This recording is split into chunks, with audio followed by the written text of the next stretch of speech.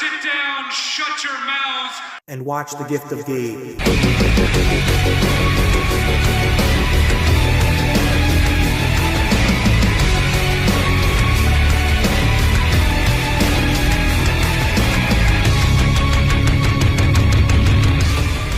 Yo, party peeps, what is up? It's your boy, the best gabber in the biz. Another episode of Dynamite on the Road to Forbidden Door is officially in the books, and a lot of stuff went down. MJF, the devil himself, is back, and it's looking like he already has a bull in his crosshairs as Roosh is looking to take him out before he even gets started. The Patriarchy is looking to bring the TNT Championship back to its forever home, back in the Patriarchy. And after Swerve kills it in a main event title match against Roddy, him and Nana go Swerve when they drive with Nana to close out the show. So guys, let's gab about it.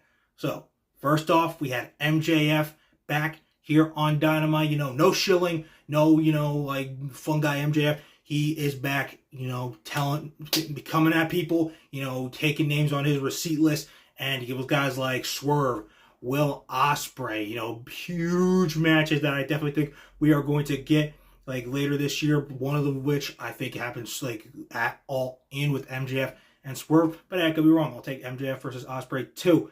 And while he was running down his list, he didn't mention the man that ended up coming out, and that was El Toro Blanco Roosh. But he said last week that he was coming for MJF. He wants his spotlight, and he is going to take it by force.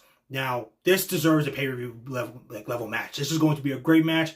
Like, MJF was like, hey, I will be in action at Forbidden Door in the most, beautiful place on earth, Long Island, New York, at Forbidden Door. But I'd rather see him fight Roosh versus some guy. I doubt he fights anybody from CMLL, like CMLL.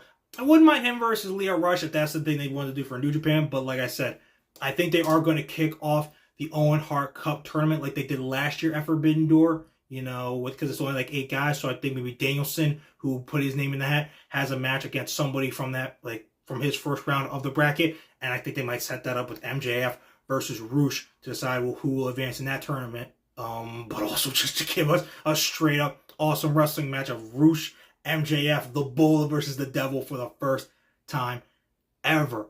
Like I said, the whole bracket hasn't been revealed yet, and we only know Danielson is the first person to say that they are in this Owen Hart Cup tournament. So I have no idea who else is going to be in it. I know they got to stack it like crazy because All In, a world title shot at Wembley, is on the line. So I definitely think MJF should be in it as well. But depending on who it is, it honestly doesn't really matter because Swerve might still walk out as champion anyway. But hey, if there's one man that could possibly prove me wrong, it's the devil himself, Maxwell Jacob Friedman, MJF. Okay, guys, so the TNT Championship picture continues to heat up as we look to continue to crown a new TNT champion. For this ladder match at Forbidden Door, Konosuke Takeshita has already qualified. Tonight, Mark Briscoe, the Ring of Honor World Champion, I love Mark, qualified for the match as well. Jack Perry, our scapegoat, will without a doubt qualify for this match as well, and I think undoubtedly win.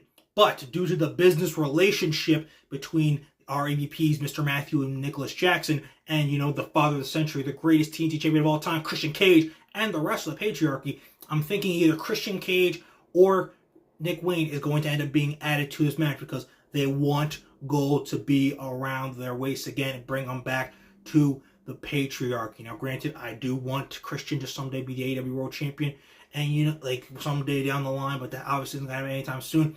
I wouldn't mind him going for the TNT Championship again, but he could give the opportunity to his son, Nick Wayne, to literally give him the biggest of spotlights and see how he does. Like, imagine Nick Wayne with his great wrestling prodigy ability in a ladder match with all the crazy shit that you can do and most likely he will do to try and impress the greatest father of all time, Christian Cage, and try to really fill his shoes and become TNT Champion. I have no idea who else that gets added to this match. They could add Pac. They could add Garcia, or probably not Garcia because he's going after the International Championship. But there are so many endless great options of who will be in this match. I think it'll be 6 guys overall. We already basically got 3, Takeshita, Perry, and Briscoe. But let's be honest, at the end of the day, I said it before and I'll say it again. Jack Perry is winning this TNT Championship ladder match. And he's going to do it thanks to the lessons that he learned from the greatest TNT champion of all time, the father of the century, Christian Cage. But don't make no mistake about it. Sooner rather than later, Christian Cage will find a way to get some gold around his waist once again.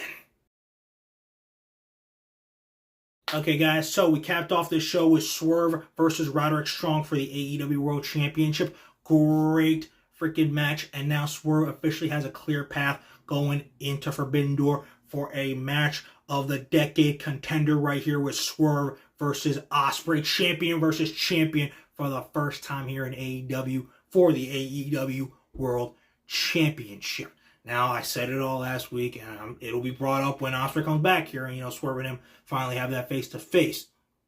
Ospreay is going to hesitate to hit that Tiger Driver 91, and that is where Swerve will take advantage, hit him with a house call, hit him with a big pressure, a Swerve Stomp, whatever it will be. He'll capitalize, 1, 2, 3, Swerve retains the World Championship, and then we'll have a clear path to go on to All In Wembley and main event as the World Champion to face whoever it could be.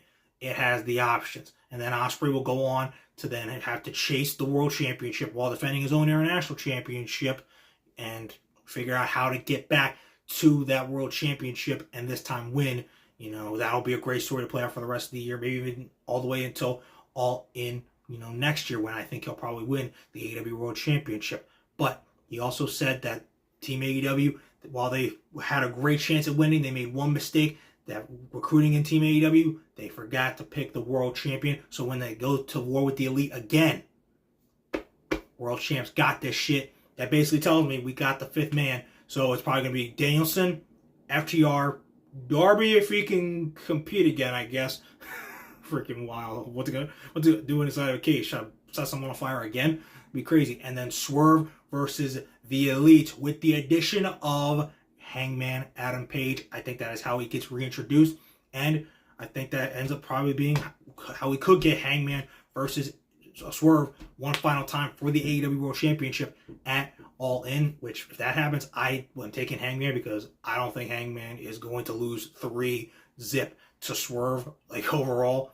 But hey, that is in the future. For right now, we got to close out Dynamite with Swerve and Nana. Swerving when they drive with Nana of all people. Freaking phenomenal. Granny loves to swerve when they drive. It doesn't matter if you're 6 or 60, whether you're old or young. It doesn't matter who you are in this entire world. We all love to swerve when we drive, and you already know Swerve will be doing that all the way to the main event of All In after he conquers the Billy Goat Will Ospreay at Forbidden Door. Okay, guys, that is Dynamite. We are done. Keep putting the rearview mirror. We are done. God, Clash of the Castle is coming up just a week from Saturday, and then just 3 weeks from Sunday, we got Forbidden Door. God, these shows are going to be so freaking awesome. Thanks to both these companies that this is the best era of pro wrestling ever, and we're literally never bored.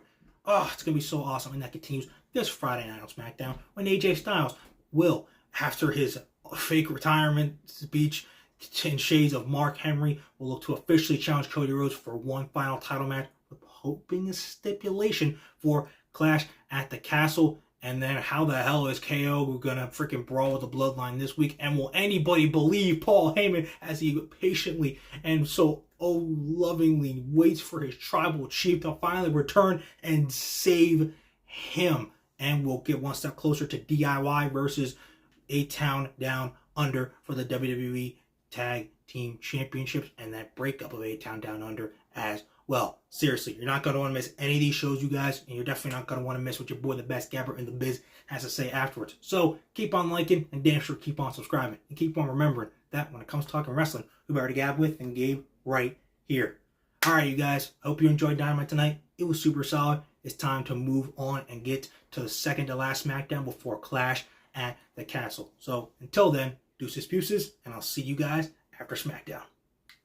Until then, chin up, tits out, line. Watch The Gift of Gabe.